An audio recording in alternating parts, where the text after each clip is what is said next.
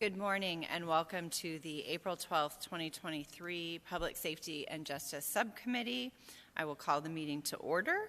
We could hear from the City Attorney regarding public comments. Thank you, Madam Chair. During citizen comment, members of the public may address the subcommittee for up to 3 minutes on issues of interest or concern to them. The Arizona Open Meeting Law permits the subcommittee members to listen to the comments but prohibits members from discussing or acting on the matters presented. Thank you. Thank you so much. And now if we could have our interpreter introduce themselves. Thank you, Madam Chair. Good morning, everyone. I'll be serving as the Spanish interpreter for today's session. I will now take a moment to introduce myself to our Spanish-speaking audience and review some guidelines. Buenos días, bienvenidos a la reunión del Subcomité de Seguridad Pública y Justicia. Mi nombre es Elsie Duarte y estaré sirviéndoles como intérprete a nuestra audiencia de habla hispana. Deseamos pedirle de antemano, si es que van a dar un comentario público, favor, hable despacio, con claridad y evite tener distracciones de fondo. Finalmente, pause cada 1 o 2 oraciones para poder interpretarle lo que esté diciendo de la manera más completa posible. Gracias. Thank you, Madam Chair. Thank you so much. So our first item of business is the approval of minutes. Do I have a motion? Oh, sorry, wait. Just 1 second. Call to the public. We do have somebody virtually for a call to the public. Madam Chair, we do have 2 speakers today. One is virtual and one is in person. In person, we have AJ Marston. Okay. AJ, please join us.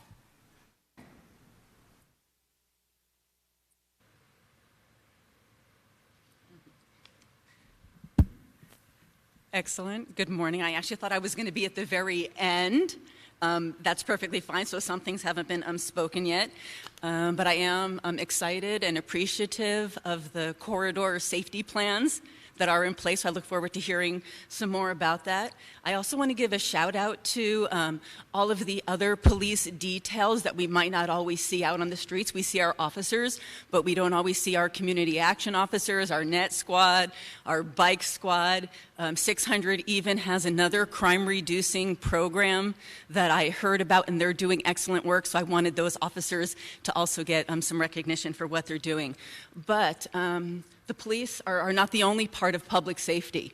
A big part of public safety is also our politicians and the policies that they make. It's also the people, all of the citizens, obviously the police, and it's also our prosecution. And we're only as strong as our weakest link. And I know that there's going to be some changes on the council, and I do know that we have a new county attorney, so I'm also hopeful for some other positive changes for public safety here in Phoenix. Now, we have a really good message, see something, say something, but I'd also like to see a message get out about preventing something. There's a lot of things that we can do as citizens and council people and prosecution and even the police to help crime be prevented in Phoenix. I mean, just think about if we had half of the car accidents that we had. That would free up a lot of police time and a lot of fire time. If we had half of the public fires that we have, that would free up a lot of police and fire hours and resources. And then if we had half of the transient calls, you know where this is going to go. You're probably finishing my statement in your mind already. That would free up a lot of police time. Thank you so much for your comments this morning. And next we have Carmen Terrell. Madam Chair, it appears that she's not logged on. Is that still accurate? Yeah. Okay, so we will now move to approval of the minutes. Move to approve. A motion to approve? Do I have a second? Second. And a second. All those in favor, please say aye. Aye. Aye. Any opposed, say nay. Hearing none, motion passes unanimously. So we will now hear about our community safety plan updates, and for that we have a whole group of people. We have Executive Assistant Chief Connolly, Special Projects Nick Valenzuela, Director Rachel Milne, and Esteban Gomez. Did I leave anybody out? I think I got everybody. And Spencer Self. Oh, and Spencer Self. I'm so sorry. Wonderful. Who's going to start this morning? Madam Chair, Nick Valenzuela, who is our Special Projects Administrator for the Community Safety Plans projects, will begin the presentation. Wonderful. Thank you so much, Nick. Good morning, Madam Chair, members of the subcommittee. I am Nick Valenzuela, the Special Projects Administrator overseeing the implementation of the city's 3 community safety plans. Joining me today are Neighborhood Services Director Spencer Self, Homeless Solutions Director Rachel Milne, Deputy City Prosecutor Esteban Gomez, and Executive Assistant Chief Sean Connolly. We'll begin by providing an overview of today's discussion, which includes a brief history of the community safety plans, an update of the ongoing work by our community committees. We'll discuss the strategy areas with updates from each of the main city departments involved, and finally, we'll highlight the next 6 months of the implementation of the community safety plans. As you recall, the city received ongoing community feedback regarding concerns of trespassing, open drug use, prostitution, and violent crime within the community safety plan focus areas. Additional concerns of property maintenance and blight issues were also expressed from the neighborhoods. Last year, the community requested dedicated resources to resolve the issues, and in response, the city manager's office coordinated a multi-department effort to leverage resources with our community partners to proactively address the community issues and concerns, as well as to deploy technology solutions to support the police department's field operations. In the spring of 2022, the City Council approved 2 pilot projects, the 27th Avenue Community Safety Plan and the Hatcher Road Community Safety Plan. And through the adoption of the fiscal year 2022-2023 budget, a second phase was approved, creating the 19th Avenue Community Safety Plan. I want to briefly remind our audience of the focus areas of the plans. For the 19th and 27th Avenue plans, the Midtown focus areas are bounded by Indian School Road to Northern Avenue on the 27th Avenue side, and Campbell Avenue to Northern Avenue on the 19th Avenue side from 35th to 15th Avenues. The north focus areas of the 19th and 27th Avenue plans include the Metro Center footprint and Dunlap Avenue from 31st to 15th Avenue. Additionally, the north area consists of Bell Road from 35th to 15th Avenue. Finally, the Hatcher Road plan is bounded by the Graham Canal to the south, Mountain View Road to the north from 19th to 7th Avenue and West Sunny Slope. To guide staff in the implementations of the community safety plans, the City Council requested ongoing community participation in the oversight of the plans. Therefore, community committees were established for each focus area to provide staff with ongoing feedback in the implementation of the plans, to assist staff in identifying areas of concerns within their neighborhoods, and to serve as liaisons to community and business associations. Each of the focus areas we just highlighted are represented by a community committee. I want to briefly highlight the members of our community committees who are volunteering their time to assist in the ongoing coordination of these plans, a few of them who are in the audience today. As you can see, these committees are composed of a wide range of neighborhood, business, and educational leaders within each focus area. For the 27th Avenue and Hatcher Road committees, those have been meeting since July of last year. And just this last month, we kicked off the 19th Avenue Community Safety Plans with the meeting of those community committees. Additionally, for the community committees, we want to take the time to discuss the initial impact these groups have had on the strategy areas of the community safety plans. Through feedback from the initial meetings of the community committees, staff have redefined the initial strategies of the plans. The feedback obtained from the community allowed staff an opportunity to view the issues through a community health viewpoint. With this in mind, staff was able to redefine the strategies of outreach, education, and partnerships, prevention, intervention, and enforcement, to the redefined strategies of the safety of public spaces, access to services, education and prevention, and crime detection and response. These strategies align closely with the previous strategies. However, by better defining the concerns and needs of the community, the appropriate intervention methods can be deployed within the community safety plan areas. This was only accomplished through the work and feedback from our community committees. And with the kickoff of the 19th Avenue Community Committees, we have received additional feedback that we are looking to implement. I'd now like to turn it over to Neighborhood Services Director Spencer Self, who will provide updates for the Safety of Public Spaces strategy. Thank you, Nick. Madam Chair and members of the subcommittee, the Safety of Public Spaces strategy aims to build and maintain relationships with residents, businesses, and stakeholders to improve the safety around buildings and public spaces. City staff continues to engage with the community to implement the ongoing intervention methods for this strategy. The Neighborhood Services Department hired a neighborhood preservation inspector and neighborhood specialist for the new positions dedicated to the 27th Avenue and 19th Avenue corridors. In addition, we layered in another neighborhood specialist to support the work on Hatcher Road. The inspector continues to work with our residents, community stakeholders, and partner departments to ensure that the goals and objectives of the project are being met, including collaborating with the police and city prosecutor's office on properties identified as priorities to address crime and blight-related issues. Deputy City Prosecutor Gomez will elaborate more on this collaboration in just a little bit, but I did want to mention that most recently we celebrated a significant win regarding an apartment complex with a history of neighborhood services code violations, but we're also failing to take appropriate steps to address crime occurring on the property. Through our coordinated approach with police and city prosecutors, our case resulted in a settlement agreement that not only addressed property maintenance for blight, but further addressed items related to crime. Through the terms of the agreement, we will monitor the property for 180 days for compliance and provide an update in court in May. The neighborhood specialists assist with education, outreach, and cleanup coordination, as well as assisting the Phoenix Cares team with addressing hotspots.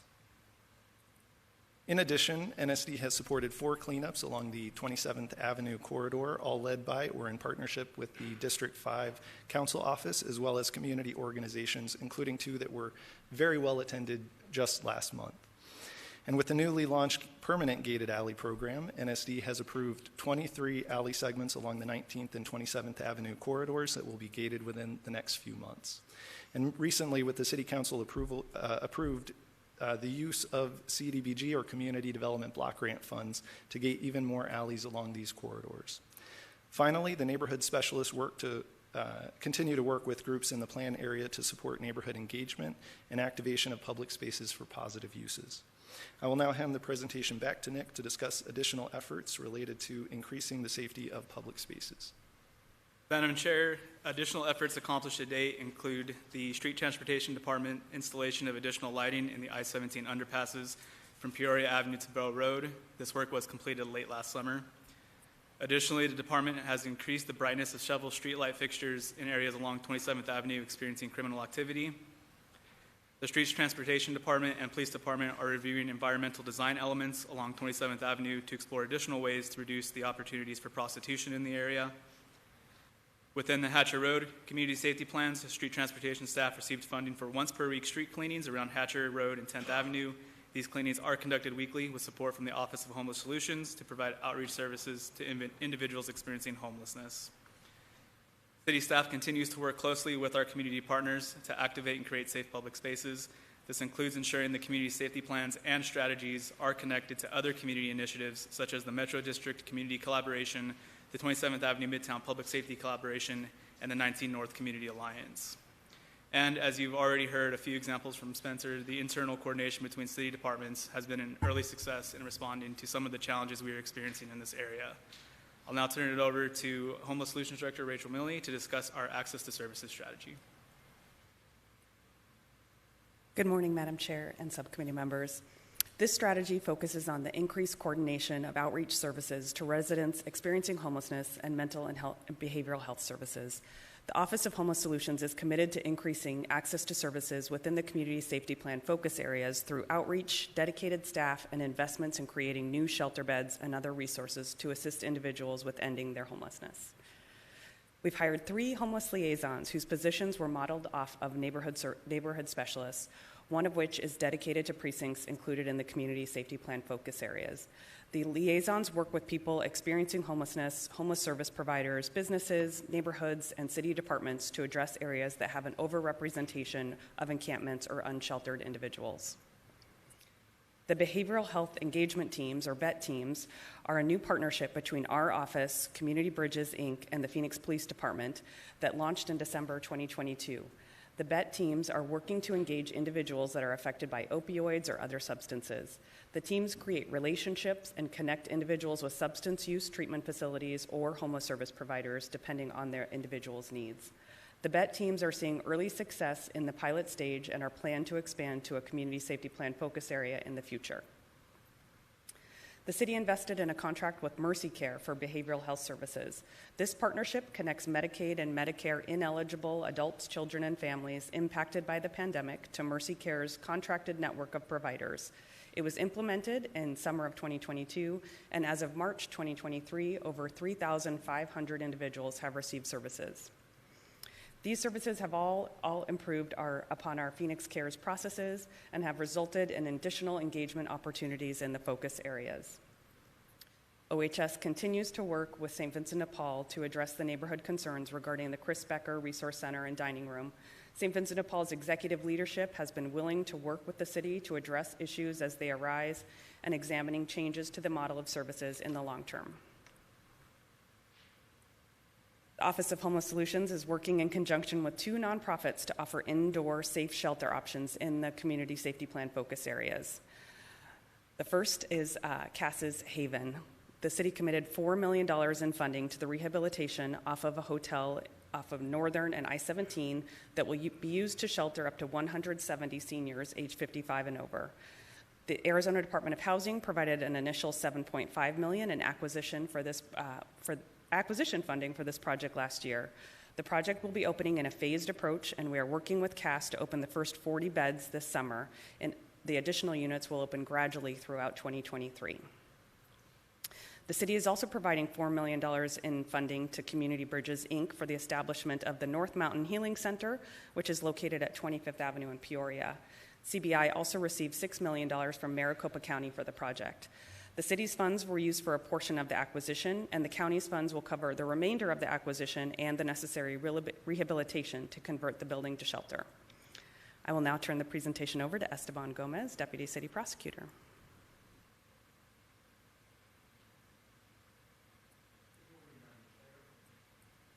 Good morning, Madam Chair and council members. The Community Prosecution Bureau of the Phoenix Prosecutor's Office successfully hired 4 community prosecutors, 2 community justice specialists, and a legal assistant as part of this project. To bolster collaboration opportunities, we have assigned additional attorneys to partner with our newer staff to support and supplement resources as we work with our criminal justice partners in the community safety project focus areas. The Prosecutor's Office seeks to build partnerships and opportunities for collaboration to support the department's outreach and enforcement efforts in the CSP. Also, to provide education and information on quality of life issues and to provide presentations on the criminal justice system. To help better understand the various issues being presented, our staff will participate in on-site visits and tours with our community members and department partners.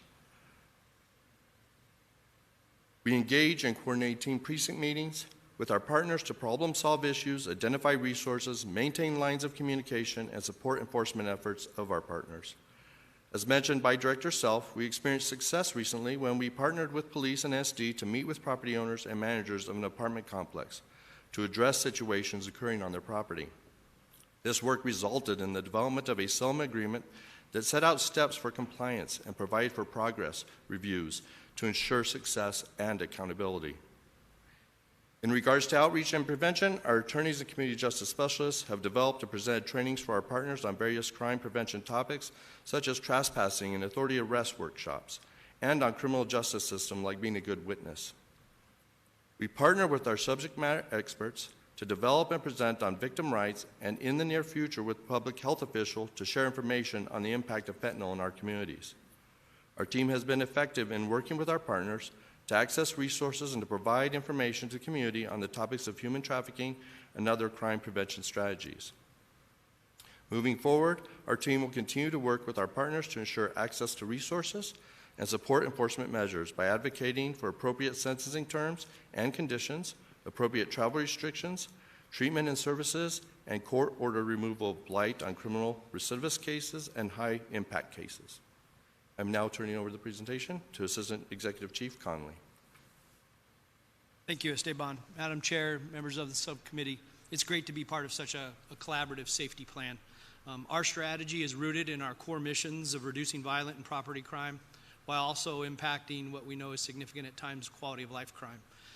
This is accomplished through the leveraging of technologies in our real-time crime operations centers in our 2 precincts. It's also done in conjunction with a very thoughtful, focused patrol deployment plan and intelligent criminal investigations supporting all of it.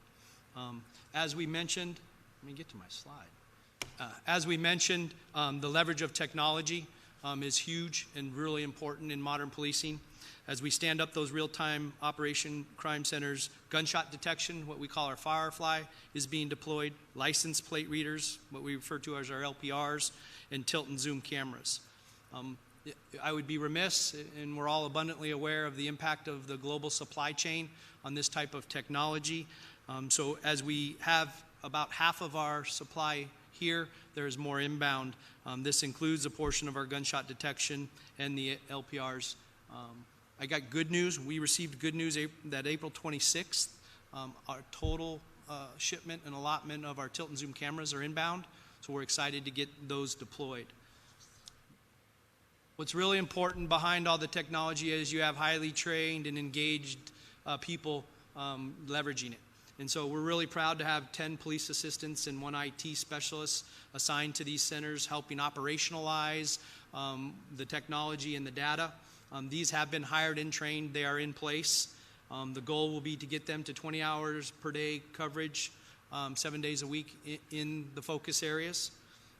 Another really important part of this whole strategy, as both members currently here today are involved in human trafficking. It's a very important topic, and there's leadership been demonstrated by both of you. Our human exploitation and trafficking unit has spent a tremendous amount of time pre-Super Bowl, Super Bowl, and post-Super Bowl standing up meaningful operations that are victim-centric while still holding people accountable for the crime associated with it. And I referred earlier to those increased field ops. As we deploy an overall crime strategy within the city, both of these focus areas within the 27th Avenue, 19th and Hatcher area have very tight, dialed-in field operation plans to leverage the technology. With that, I will hand this back, shuttle it down to Nick.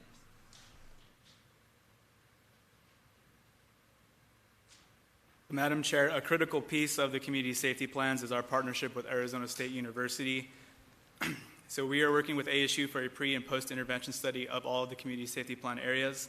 This includes an examination of displacement along the corridors. So we're looking at whether we are truly addressing the issues or we're simply moving it further down the corridor. Additionally, they are helping us in the development of our performance measurements, as well as providing ongoing analysis and consultation. They are currently reevaluating the data based on the community feedback and the updated strategies, and we hope to come back to you in a few months to further discuss the study portion of the community safety plans. So taking a look at our next 6 months, we will start with ensuring that we have the remaining technology installed in the correct locations along the corridor that are best supporting the field operations of our police department. We will continue coordinating the outreach and implementation of the behavioral health engagement teams within the focus areas to ensure strategic access to services. This will also include working with the city's public health advisor to create and maintain new relationships with service providers along the corridors, as well as connecting with the city's community assistance program to connect individuals with services. The police department and the staff will continue to work with the Human Exploitation and Trafficking Unit and the city's Human Trafficking Task Force to deploy additional victim-centric intervention methods for prostitution concerns. Additionally, the Street Transportation Department will be installing a few new street lights along 27th Avenue in the fall of 2023. Again, those are in areas that we're experiencing a lot of criminal elements. We will continue to refine the data collection and performance measurements with ASU. And finally, we will continue to work with the 19th Avenue Community Committee to understand and implement their initial feedback of their plans. Madam Chair, members of the subcommittee, that concludes our presentation, and we'd be happy to take any questions. Thank you all. Do you have any questions, Councilwoman, or Vice Mayor Ansari? No questions. I just wanted to commend city staff and our council for prioritizing community input in the implementation of the community and safety plans.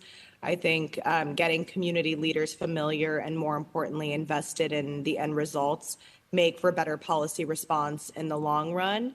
And as one of our first, as our public commenter mentioned, I think that plays a big role in prevention of crime. The earlier that we can get neighborhoods organized and working together, the less additional dollars we have to spend in the future to keep communities safe. So really appreciate the presentation and the fact that so many diverse departments are involved in in the work, because community safety, as we know, is very comprehensive and more than just about police. So thank you so much. Thank you, Vice Mayor. I just have one question. I know that we've had supply chain issues, and it sounds like you have some dates on some more technology. Is this the final technology? What is our date that everything will be up and running? Do we have that yet? Chief Connolly, correct me if I'm wrong, but I believe that the cameras are the final shipment that we're waiting for. Is that correct? Yeah, that's correct. So later this month. Well, Madam Chair and members of the subcommittee, they're shipping on the 26th. We already have, as you heard, significant deployment, 90 plus Fireflies, 40 plus LPRs in both areas. So yeah, I think a safe bet would be if they truly arrive within a couple weeks after the shipping, when we start talking about the end of May, and we'll be fully operational. We're leveraging it now with what we have. No, I do appreciate that. I'm very thankful for what we have. I know it's been quite a process in getting all of this equipment here, and I misunderstood when you said the April 26th. I thought that's when it was arriving. So end of May makes sense given it's shipping on April 26th, and I am also thankful for all of the departments that are working together along with the many, many community leaders to keep this going and just working together to make some real improvements in those areas in our town that need them. So thank you all, and look forward to an update in the future. All right, our next item is the post-Super Bowl review, and for that we will have Deputy City Manager John Chan and Director Brian Lee and Deputy Fire Chief Justin Alexander.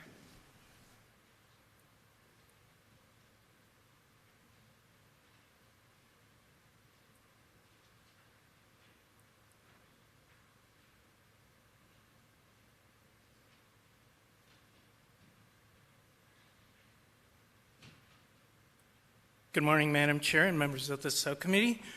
We're delighted to be here today to review the city's public safety planning, coordination, and outcomes during Super Bowl 57, which was held in early February.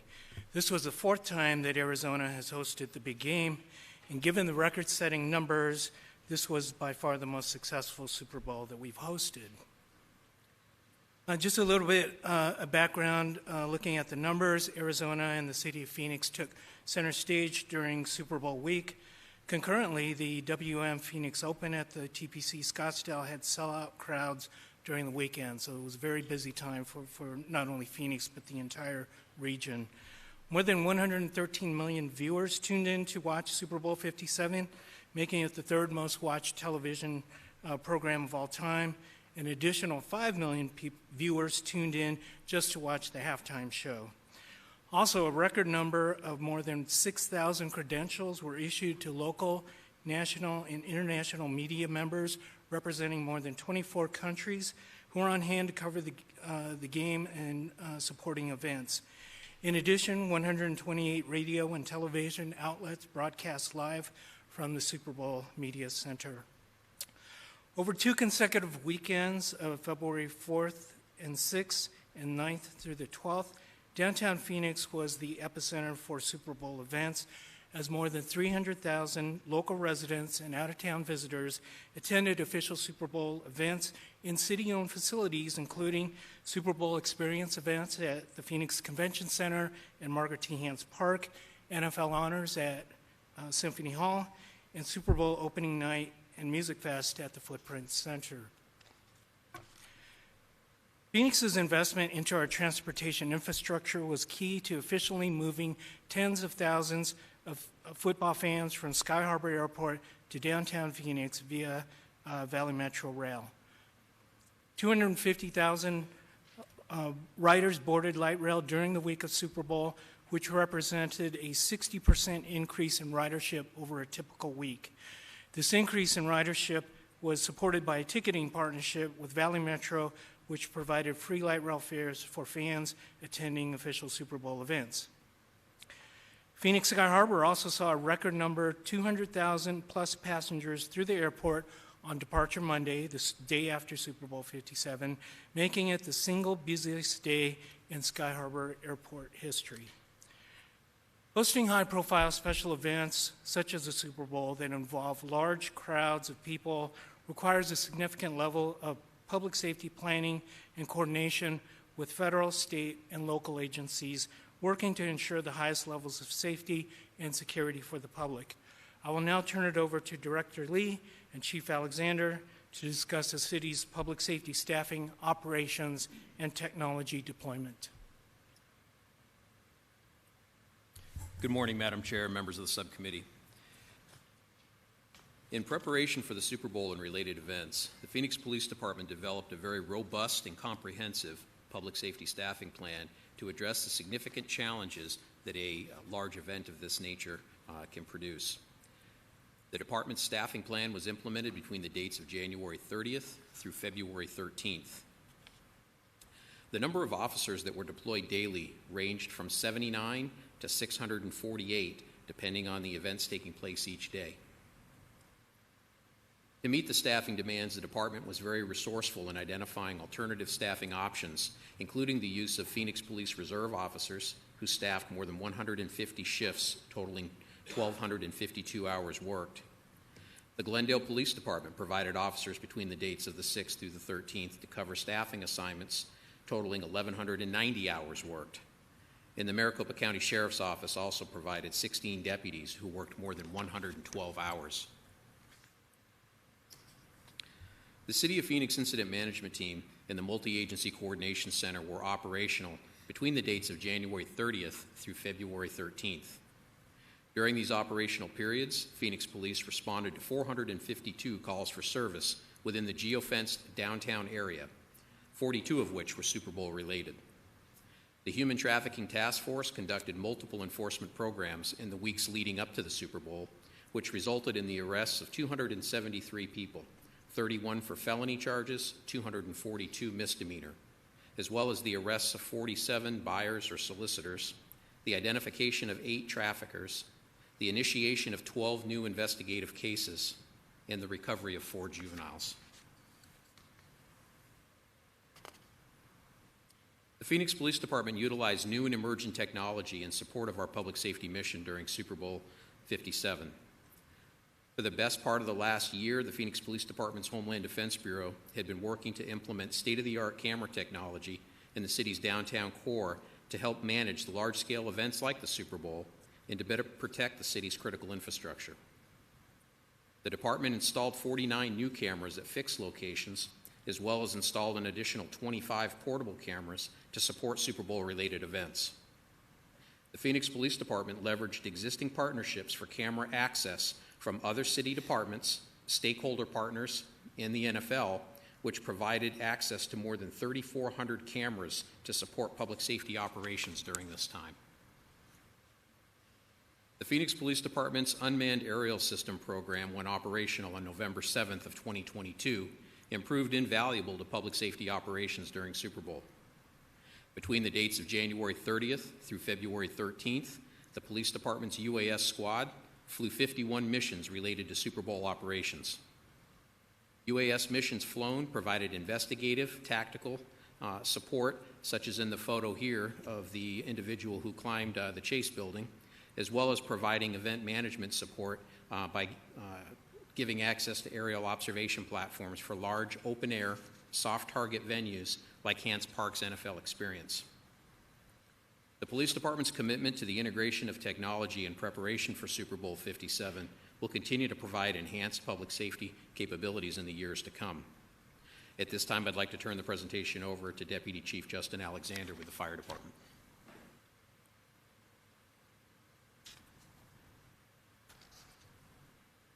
Madam Chair, members of the subcommittee, thank you for the opportunity to address you and report on the Phoenix Fire Department's Super Bowl participation. Despite ongoing staffing challenges, the fire department was able to fill 622 Super Bowl 57 related positions between February 3rd and February 13th at events throughout the downtown footprint while maintaining crucial city services. Our members staffed fire engines, ambulances, medic carts, joint hazard awareness teams, field intelligence teams, threat liaison officer positions, airport bike teams, and included civilian members of the Citizens Emergency Response Team. Our fire prevention specialists and inspectors worked with event organizers, venue managers, and our police department partners to ensure code compliance and safe crowd management. During our nearly 2 weeks of Super Bowl activation, fire department members responded to 60 Super Bowl-related calls for service, ranging from cardiac arrest to minor medical calls. The Citizens Emergency Response Team volunteers contributed 847 hours of service to our efforts. The fire department, with our Phoenix police partners and the Homeland Defense Bureau, supported the organization and operations of the multi-agency coordination group located at the Phoenix Emergency Operations Center on the Fire Department Academy complex. Planning for this effort began in November of 2021. More than 1,000 individuals from over 100 different agencies, including federal, state, county, local, private, and tribal communities, worked together to ensure communication, coordination, and resource sharing among all partners. This multi-agency coordination group supported Super Bowl 57 events in 9 cities across the valley. I'd like to conclude by talking about the continued benefits for our community. 11 multi-agency tabletop and functional public safety exercises were held in preparation for our efforts to protect the Super Bowl and related events. These exercises brought Phoenix and regional public safety partners together with the FBI, the Department of Homeland Security, various federal, state, and local emergency management, Homeland Security, and public health agencies, local health care providers, and various public and private infrastructure partners.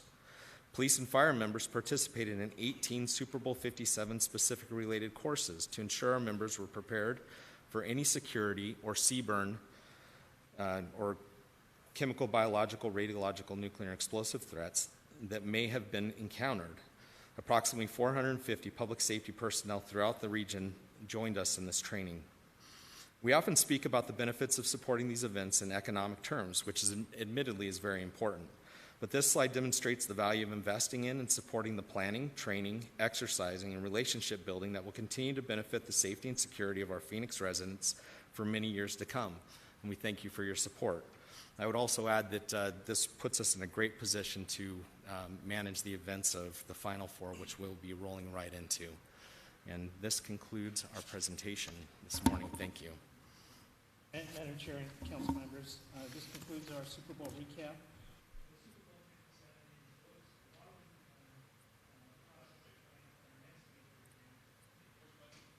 I've already begun the process of planning for our next major event, the 2024 NCAA Men's Final Four, which we will be hosting in less than a year. Recently, a team of public safety and management staff traveled to Houston to meet with our counterparts and to observe this year's Final Four events. With that, we're happy to take questions. Any questions? Vice Mayor? All right. Thank you. No questions for me. Thank you. Wonderful. Thank you. Very exciting work that you all did, and getting to go to the multi-agency location on the fire departments, down with the Fire Department Academy. It was incredible to see all those folks working together, and just commend you all on a job superbly done, and excited to go into the Final Four. So thank you. All right, our next update is on the 100 West Washington update. And so for that, again, we will have Deputy City Manager John Chan and Special Projects Administrator Jeremy Legg.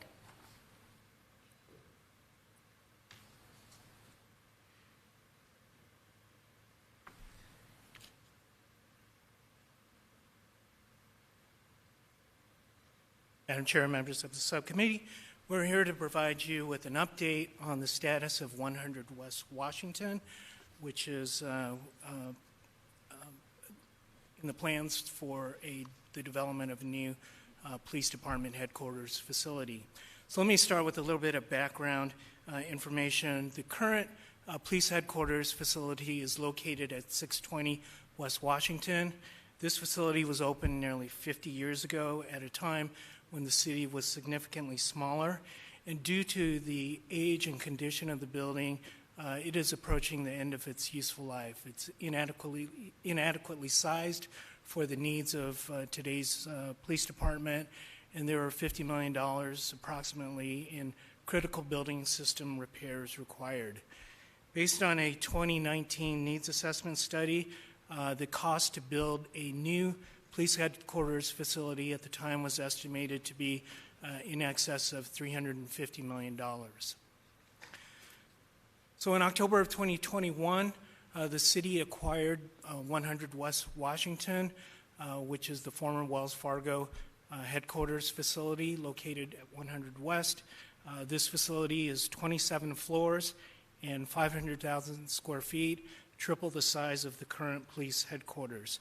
The advantages of having this facility is that it consolidates multiple police department functions and bureaus into a single facility. In looking at all of the various options to build a new facility or to refurbish the existing headquarters facility, this by far was the lowest cost alternative. So at this point in time, I'll turn it over to Special Projects Administrator Jeremy Legg. Jeremy has been working very closely with our project team of consultants, architects, and contractors, working closely with the City Engineer's Office, Public Works Department, and of course our client department, the Phoenix Police. Jeremy? Thank you, John. Good morning, Chair O'Brien, members of the subcommittee. Thank you for your time today. As John indicated, since we acquired the property at 100 West Washington back in October 2021, we've hit the ground running, trying to make the facility suitable to house the police headquarters for the city of Phoenix. One of the first things we began doing was infrastructure retrofits. So at this time we have fire alarm contractors, electrical and mechanical contractors in the building trying to get the core systems up to speed. In addition, as Chief Connolly indicated earlier, the whole world has been experiencing global supply chain issues when it comes to manufacturing and shipping items.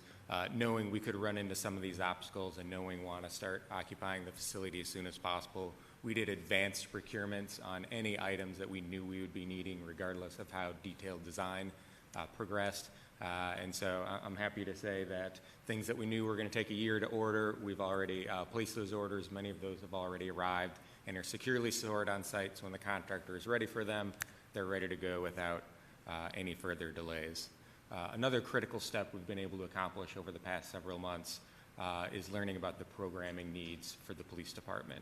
So the architects and project staff have been meeting with about 20 different bureaus and work units within the police department to understand not only what are your business needs today, but what does your future 10, 20 years from now look like, so we can anticipate those needs and try and build in the flexibility and future expansion space in advance, so we're ready to handle that growth when it does come. Additionally, we enacted a few focus groups, sent out surveys to staff in the Communications Bureau, 911 operators and dispatchers who are going to be among the first to have space built out in the tower. Wanted to make sure we understood what their particular needs were going into this building, and then the design process has in fact continued for all the other floors throughout the tower. So here you'll see a few images. We have electrical contractors on the left on the 26th floor, retrofitting some core building infrastructure, and on the right, some of that equipment that we ordered in advance is ready in a secure storeroom on site, ready to go. In addition, these are photos taken from what we like to call the war room in the architects' offices, where we brought all of the different bureaus within the police department to meet. We have posters all over the wall showing each floor of the building and different ways we might lay out the offices and workstations and conference rooms to achieve the best fit for the police department. This slide here is a 3D rendering of the 100 West Washington facility. And what I wanted to illustrate on this slide was to walk you through the phasing of the construction of the floors throughout the tower, and also give you an indication of the users that are going to be located within the facility. So the first phase to be built out will be the top 3 floors of the building for the Communications Bureau. Our 911 operations will be located here. Following that phase, we'll be working our way down the tower.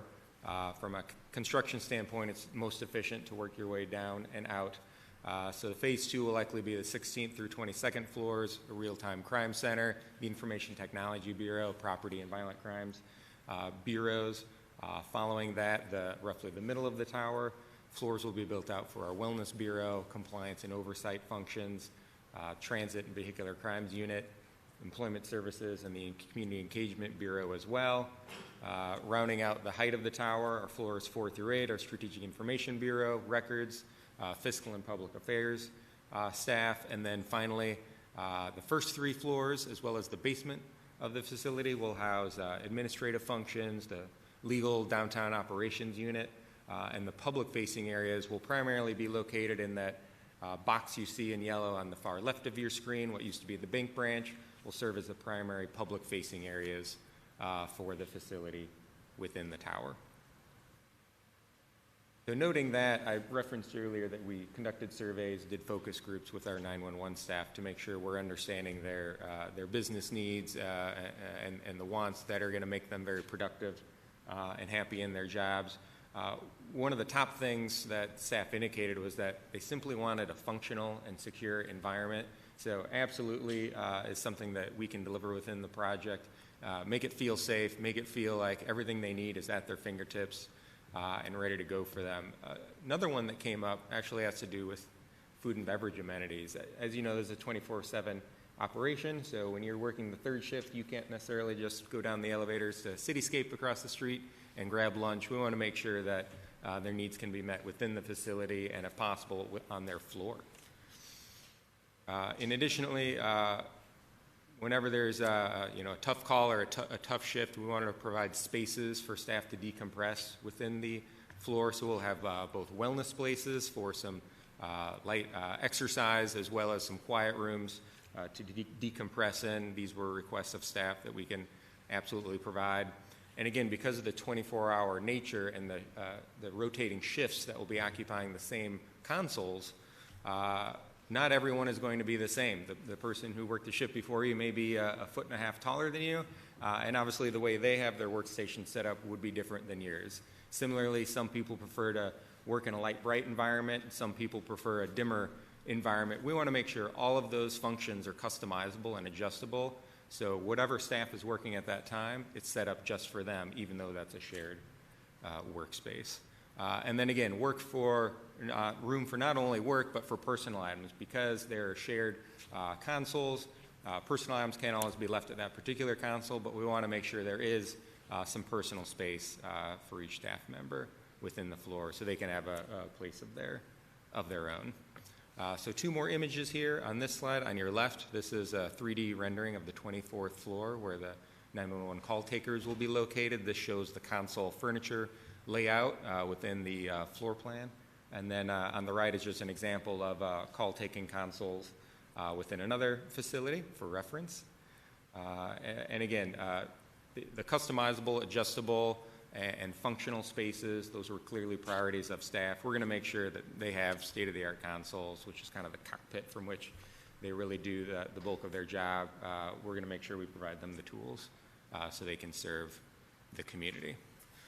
So what I'd like to leave you with today is walk you through the next steps. Where are we at right now, and what does the rest of the project look like from a big picture perspective?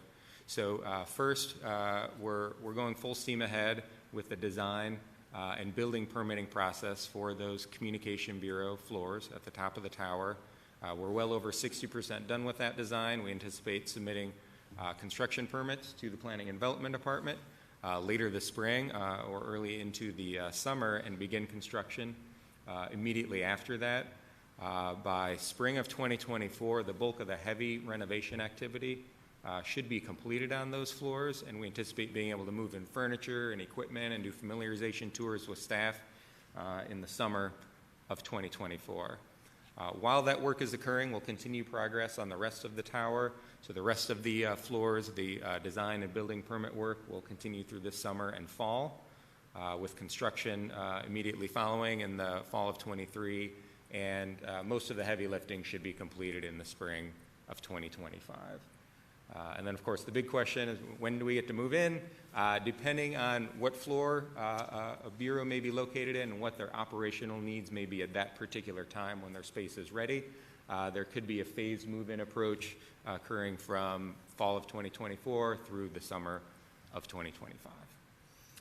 And so with that, thank you for your time and happy to answer any questions. Madam Chair and subcommittee members, we're very excited about being able to move forward with the first phase.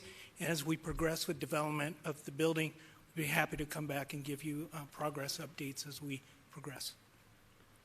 Appreciate that so very much. Any questions? Deb Stark and I can completely relate to your disparate heights example, so thank you for that. So true, so true. I want to say that I got a chance to go over with John and Jeremy and Commander Consolian and get a tour. It is so exciting to see the area where our 911 dispatchers will be moving into sooner rather than later. And I look forward to the completion of the entire building, but I know that those folks desperately need some better working conditions. So I'm excited that they're going to get in there first. Thank you for today's update, and we look forward to future updates on this building. I appreciate the work that all three of you are doing. Thank you, Commander Consolian, as well, Jeremy and John. Thank you. All right. We're going to take a short 5-minute recess while we switch folks out. So.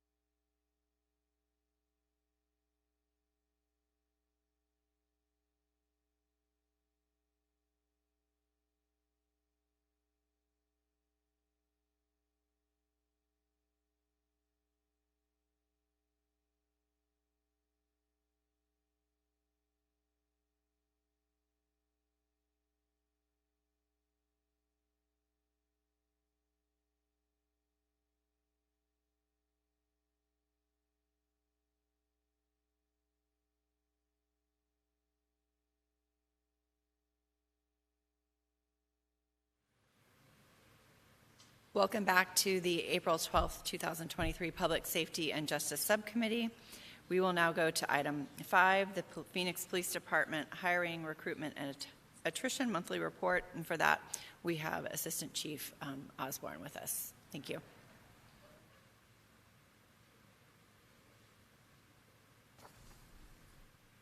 Good morning, Madam Chair. I wanted to introduce myself as Assistant Chief Charmaine Osborne. I'm here to provide you the update on our hiring and recruitment efficiencies.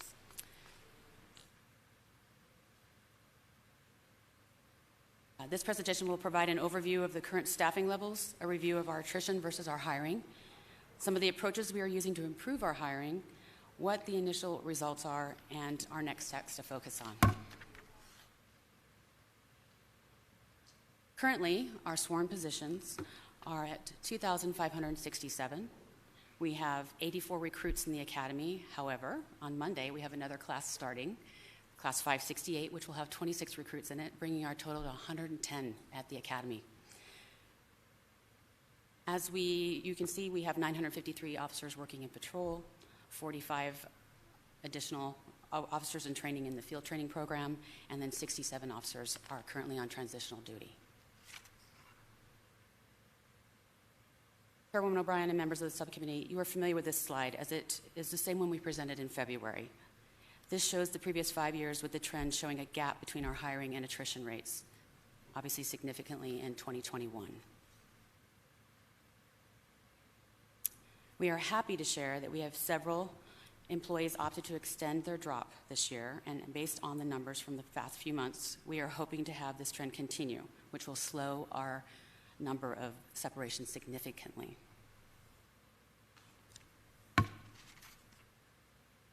Some of our improvement strategies are aligned here for you.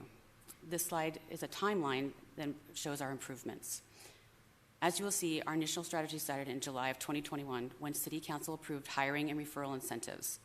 This coincided with the significant drop in applicants we had that year. In January of 2022, the retention incentive was implemented to slow those leaving the organization. In March of 2022, our pilot program began with the academic waiver, allowing those that had degrees not to take the written test. In June of 2022, City Council approved our new pay scale, bringing us to the highest paid organization in the state. In August of 22, we launched our ESOF program to streamline the hiring process. In December, we began an enhanced screening program with automatic disqualifiers that extended our waiver of the written test. Also in December, we were accepted with the Department of Defense's Skill Bridge program. We're one of the few agencies in the state that has that opportunity.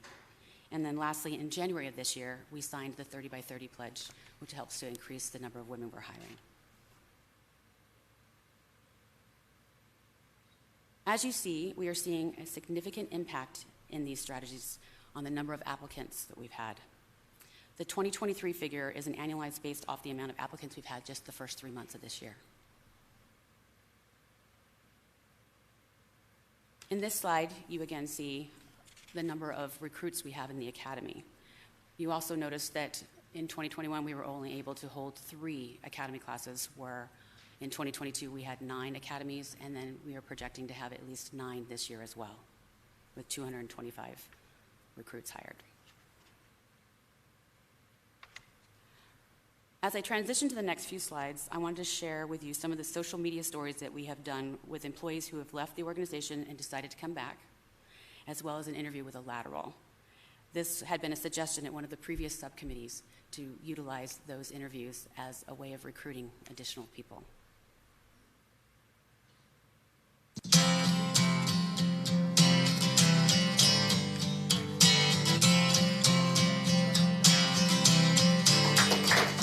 I decided to go to the mortgage business, and I learned a lot. I loved it. However, it wasn't patrol. I miss being out on the street. I did the desk job work, and it's not as fun. It's not as fulfilling, and you don't get that personal touch with people. I'm back to Phoenix PD for the growth opportunities. I felt here is more as a family unity that I liked a lot. I had so many good experiences, and want to come back and make some more good memories. There's a lot of good things that's coming this way, I believe, and I'm here for the long run.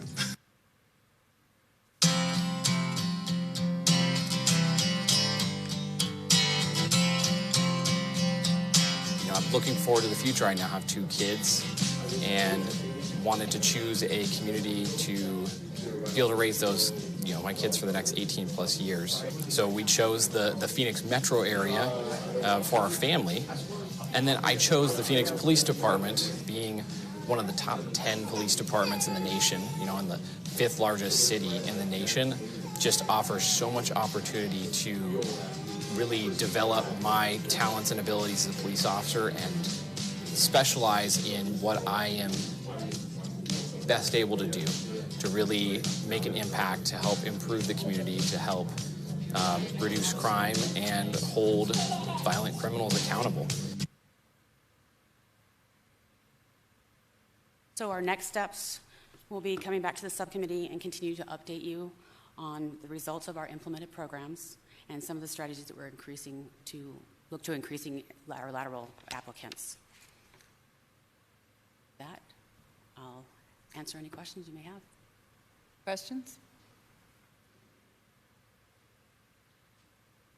I just want to commend the department on the change in how many folks we are hiring. Last year, we more than doubled that. We're certainly on track to more than triple that, maybe even quadruple it would be great if your estimations are a little low. So that is exciting news.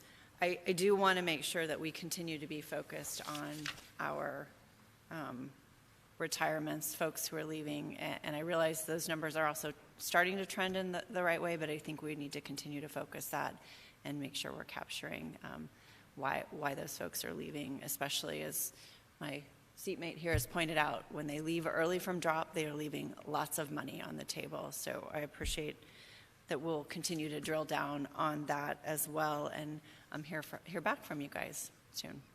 All right, thank you very much for your presentation, Chief Osborne.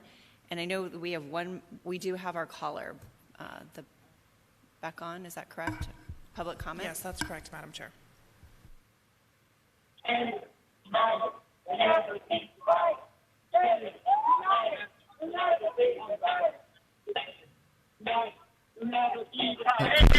Carmen, can you hear us okay? You're able to speak now? Yes. Okay. Yeah. Hello. Good morning. Yeah. My name is Carmen Terrell, and I am here, down here at 340 North 3rd Street, and it's so relevant to this. I feel like the park shouldn't be police, but more so it should be a lot more mental health. And Ma'am, Carmen, we cannot hear you. Hello? Are you able to walk away from?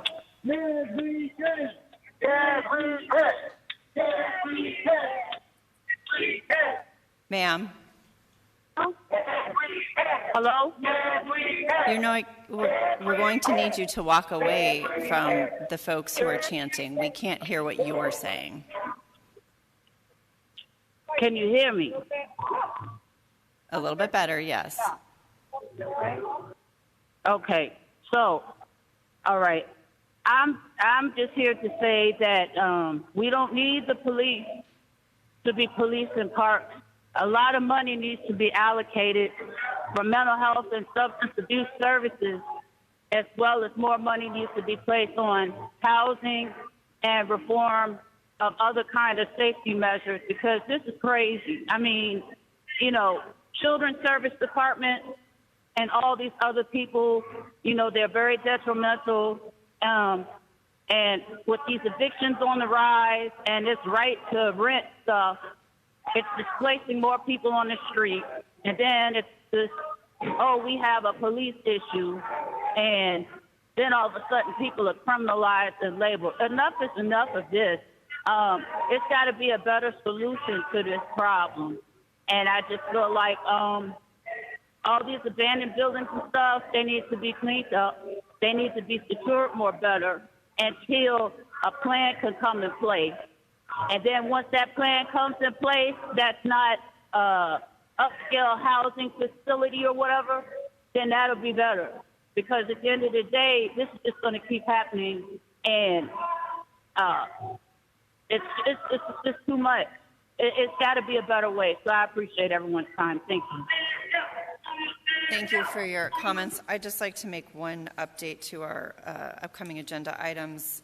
That number 5 is train derailment, not trail derailment. And the other thing, I would just like to acknowledge that we have council member elect Kevin Robinson here with us today. So we appreciate your time with us this morning and look forward to you joining the subcommittee in May. So with that, I think we have no other comments. No other public. Madam Chair, that's correct. No other comments. All right, then we are adjourned.